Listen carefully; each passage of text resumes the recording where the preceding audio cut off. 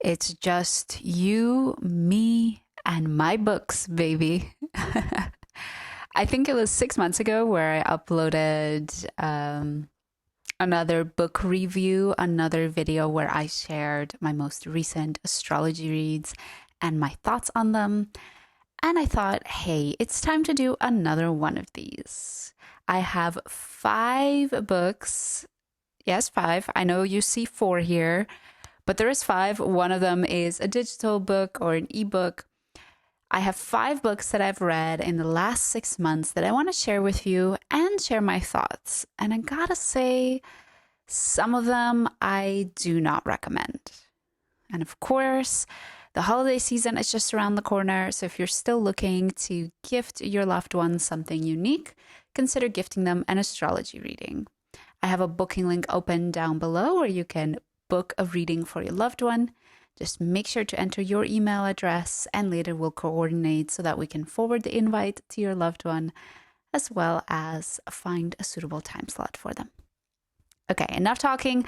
Let's dive into the books. And let's actually start with this first one, which is Business Astrology 101. And this is written by Georgia and Stathis.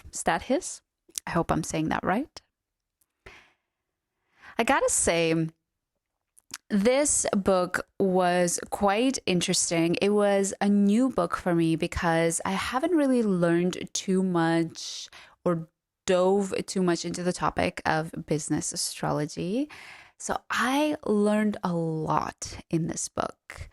I learned a lot of new techniques, and I was also just relatively surprised to see how the houses, when it comes to, for example, a corporation or a real estate sale chart, can have a different type of meaning than, for example, if you're just looking at a birth chart of a person.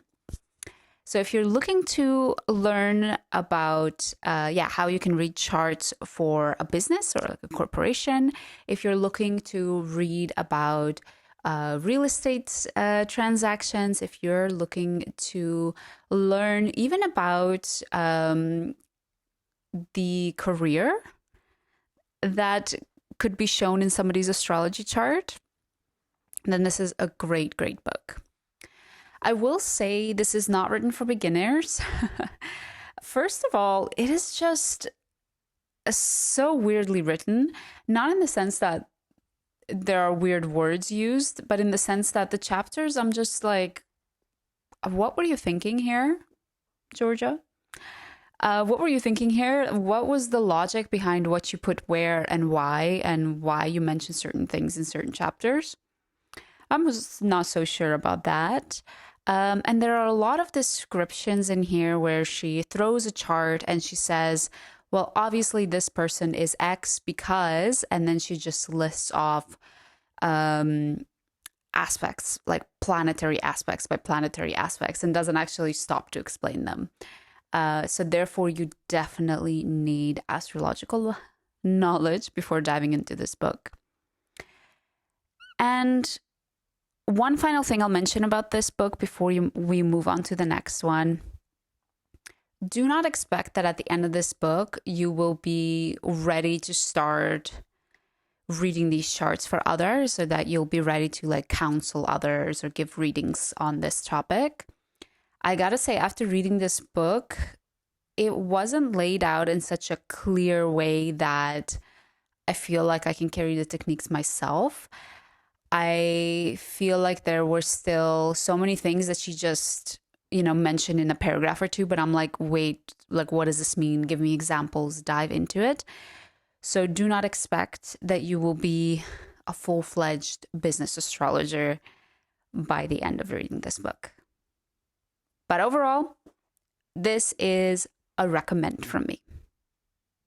All right, the next one is kind of strange. Is the Zodiac Manager by J.T. Ford. This was not on my reading list at all, and you probably have not even heard of it. That's because I found this randomly on a random day in a random secondhand shop. It was literally like $3. So I decided to go for it. I gotta say though, I'm pleasantly surprised. I was quite happy to pick up a book where astrology is so clearly applied to our everyday life, because I think a lot of the times we can talk about these topics and and think about them, but how do we actually live with astrology? What does that look like?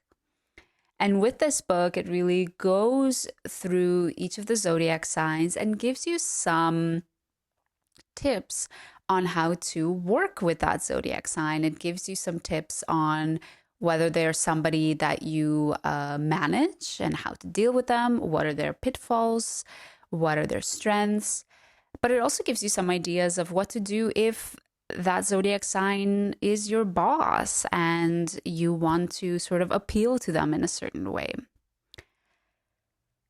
Do keep in mind, it just goes off the zodiac signs, and it goes off based on the sun signs.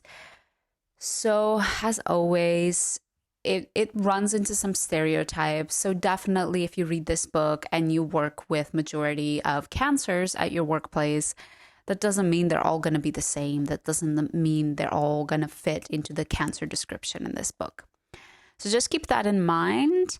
But if you're looking for something on like, let me apply astrology, let me actually start using it in my day-to-day life at my workplace, then I think this will get your brain turning, the wheels in your brain turning in the right direction.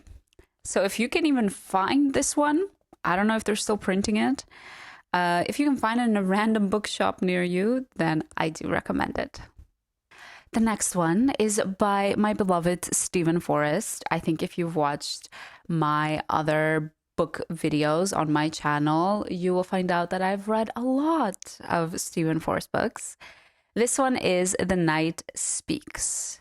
And I was so excited to read this book. I love the way Stephen Forrest writes. I've loved his books in general, the way he explains things. I love evolutionary astrology.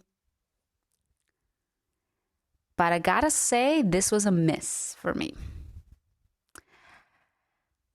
I expected a book where Stephen dove into what are some of the possible scientific explanations of how it could be that Mars up in the sky moving a little bit all of a sudden makes us angry.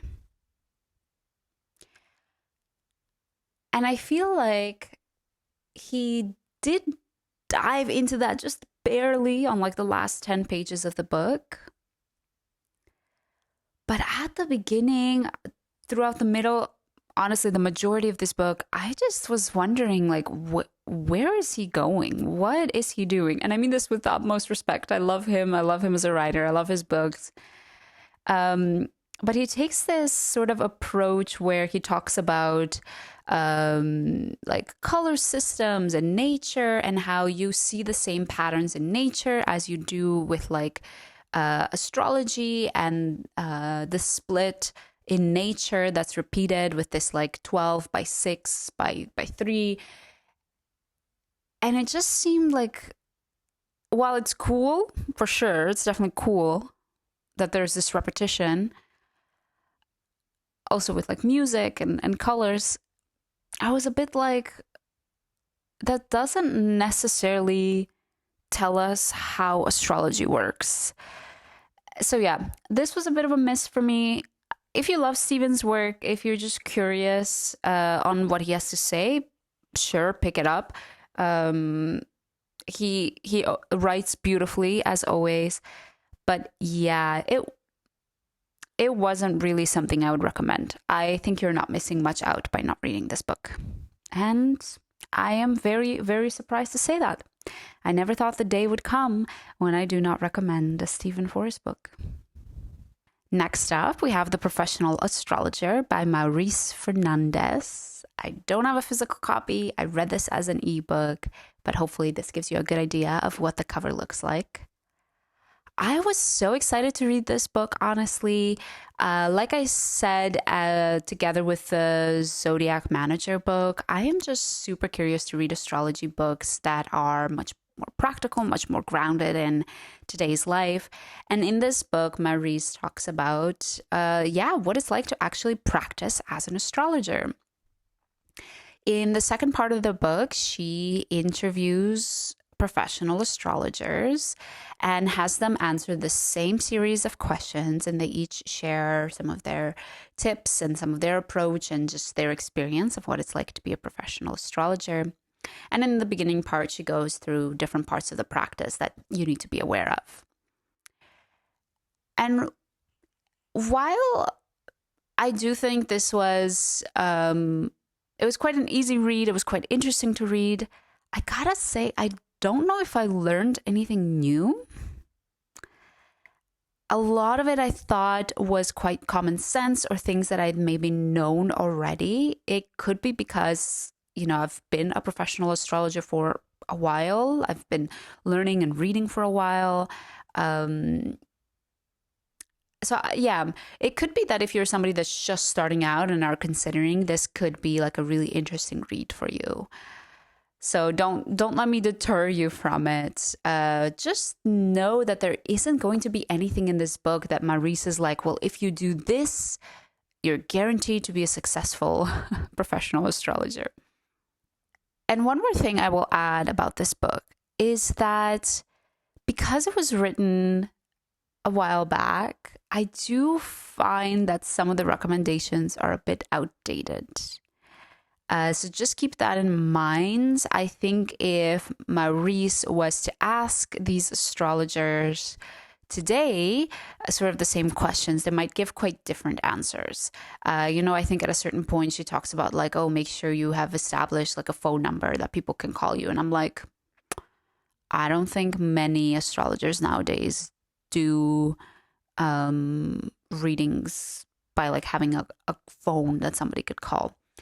But anyways, as long as you put that aside, you ignore those things that are not applicable anymore, and you are considering the practice, but you have no idea what it would be like, then this could be a good book for you. But if you're somebody that's already practicing as an astrologer, I think you could skip this one. Honestly, I don't feel like you will learn anything new. And finally, our last book for today is Astrology, Psychology, and the Four Elements by Stephen Arroyo. I feel like this is a classic, or at least I had heard of it a bunch of times before picking it up. I was curious about it because it does mention psychology, so I was like, ooh, I am curious to see how Stephen incorporates psychology into astrology and the elements. I do love that he goes into, again, each of the elements. What does it mean if there's too much of an element or too little of an element?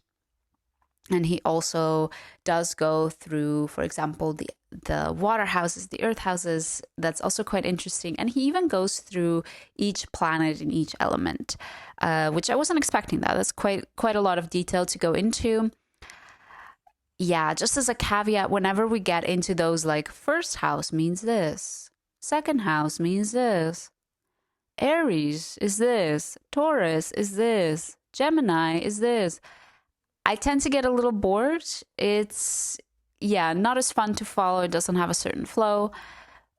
But yeah, I think I have that with every book where they just go sign by sign. Okay, one huge thing I gotta say about this book. It is written in such a way that it's definitely not an easy read. You really need to focus when you're reading it. Maybe because it's been written a while back now, so the language is not the clearest. And also, I didn't really vibe with the first part of the book. The first part of the book is much more like philosophical about like, what is psychology versus what is astrology? How could they work together? How could they build upon each other? And while that was interesting, I feel like it could have been just like one chapter, and not half of the book. So yeah, keep that in mind. The first part, personally, I didn't find that interesting. Maybe you will. And finally, I don't know if I learned anything new with this book. Maybe this is again like one that I would recommend more for beginners if you are just familiarizing yourself with the elements. But I feel like for somebody that's maybe already a professional astrologer, that maybe is already quite familiar with the birth chart and the elements, I'm not sure if this would necessarily teach you something new. So just keep that in mind while going into it. Maybe you're still like, well, I'm still curious to hear what he has to say. Maybe there's like one piece of gem that I will pull out of it. But FYI, I do think besides the difficult old timer language, I think the techniques in it are quite basic. So I hope you enjoyed my review of those 5 books. Let me know down below if you've read any of them or if you would like to read any of them. Are you going to go out and buy one of them? I'm super curious to hear from you. And I would love to continue into 2026 with this goal that I've set for myself in 2025, which was to read a book or follow an astrology course, 1 per month. I would love to continue that into 2026 as well. So let me know down below, what course should I follow? What book should I read on astrology in 2026? That way I will add it onto my reading list. And make sure you subscribe, because next time I have another 5 books lined up, I will post another video sharing my reviews. So if you want to catch that one, hit the subscribe button. Thanks for joining me. Hope you are surviving the end of the year, and I hope to see you again soon.